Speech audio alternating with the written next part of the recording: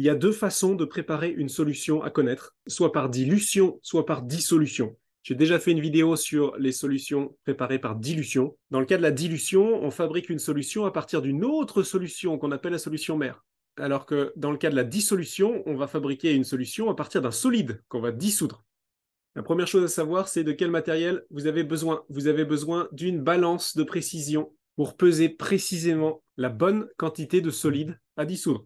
Évidemment, il faut aussi une coupelle et une spatule pour manipuler le solide. Mais le plus important, c'est la balance de précision. Et vous avez aussi besoin d'une fiole jaugée pour introduire précisément la bonne quantité d'eau également. C'est comme pour la dilution, on veut être précis. Le protocole est à connaître, c'est plutôt simple. Vous versez le solide dans votre fiole jaugée, vous rajoutez de l'eau jusqu'à mi-hauteur, vous faites une première agitation et ensuite vous remplissez la fiole jusqu'au trait de jauge avec de l'eau et vous faites une seconde agitation. La deuxième chose à connaître, c'est le calcul qu'on vous demande. Ce fameux calcul, c'est de déterminer la bonne masse à peser au départ. Dans quel objectif? Dans l'objectif de fabriquer une solution bien précise. Souvent, ce qu'on vous donnera, c'est la concentration qu'on veut à la fin et le volume qu'on veut à la fin. Il faut donc relier ça à la masse qu'on va peser au départ. C'est pas très compliqué. Dans votre solution finale, vous avez C et V. Vous pouvez donc calculer la quantité de matière N égale C fois V. Et au départ, votre masse, vous pouvez la relier aussi à une quantité de matière, avec petit n égale petit m sur grand M. Et ce qu'il faut bien comprendre ici, c'est comme pour la dilution, c'est que c'est la quantité de matière de votre soluté qui va se conserver. À gauche dans la balance, vous avez une certaine quantité de matière de votre solide. Cette quantité de matière va intégralement être versée au fond de la fiole jaugée, va donc se conserver à ce moment-là. Et dans la suite du protocole, vous ne rajoutez que de l'eau distillée. Donc ça ne va pas rajouter de quantité de matière de solide, ça ne va pas non plus enlever de quantité de matière de solide, tout reste dans la fiole. Donc vous allez conserver votre quantité de matière de solide du début à la fin.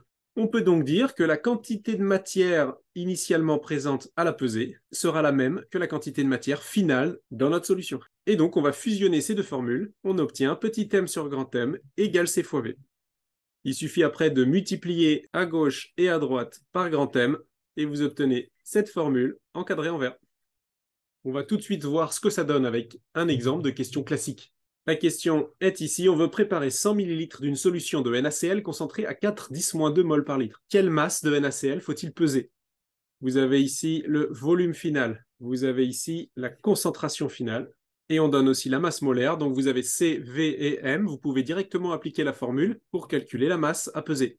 On peut aussi faire le calcul en deux étapes pour bien comprendre. D'abord, vous calculez la quantité de matière de chlorure de sodium nécessaire en faisant C fois V, c'est-à-dire 4,10-2 fois 110-3. On obtient 4,10-3 mol. Puis, vous calculez la masse de chlorure de sodium nécessaire en calculant petit n fois grand M, c'est-à-dire 4,10-3 fois 58,5, ce qui fait 0,234 grammes ou encore 234 mg, car les balances de précision qu'on a au laboratoire permettent souvent d'atteindre des précisions de l'ordre du milligramme justement. En conclusion, il faudra peser 234 mg de chlorure de sodium que vous introduirez dans une fiole jaugée. Comment vous allez choisir la fiole jaugée? Vous avez fait tous les calculs avec un volume de 100 ml, donc il faut absolument choisir une fiole jaugée de 100 ml. C'est un peu logique, 100 ml c'est le volume de solution qu'on veut à la fin. Une fois que vous aurez fini votre protocole de dissolution, vous aurez rempli la fiole jusqu'au trait de jauge, donc vous aurez une solution qui fera 100 ml exactement. C'est parfait, c'est ce qu'on voulait. Vous savez maintenant préparer une solution par dissolution. Allez jeter un œil à la vidéo sur la dilution, si jamais la différence entre les deux est toujours pas très claire pour vous.